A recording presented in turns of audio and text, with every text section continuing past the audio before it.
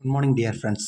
Magnetic moment base பண்ணி நம்ம ஏற்கனவே ஃபார்முலாஸ் பார்த்துருக்கோம், ஷார்ட்கட்டில் பார்த்துருக்கோம். இப்போ Fe3+ அது மாதிரி அயான் கொடுத்தா டைரெக்டாக போடலாம். இது காம்ப்ளெக்ஸு. அப்போ இந்த மாதிரி கேஸில் என்ன பண்ணால் முதல்ல ஆக்சிடேஷன் நம்பர் கண்டுபிடிக்கணும், மெட்டலோடைய ஆக்சிடேஷன் ஸ்டேட் கண்டுபிடிக்கணும், லிகாண்டோட சார்ஜ் பேஸ் பண்ணி கண்டுபிடிக்கணும். இதில் எல்லாமே Fe தான் கொடுத்துருக்காங்க. Feக்கு 26, 4s2 36 26 அப்படியே போட்டுக்க வேண்டியதான்.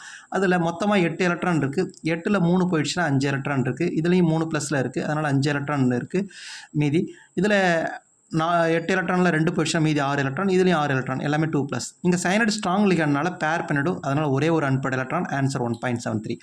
இதில் n=5 வீக் லிகாண்ட், 5 அன்பேர்ட் எலக்ட்ரான் மாதிரி இருக்கும், 5.92.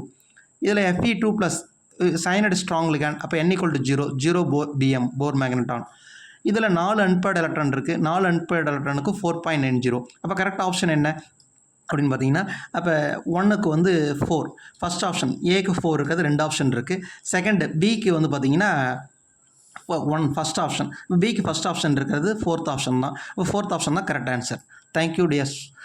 சப்ஸ்கிரைப் பண்ணுங்கள், லைக் பண்ணுங்கள், ஷேர் பண்ணுங்கள்.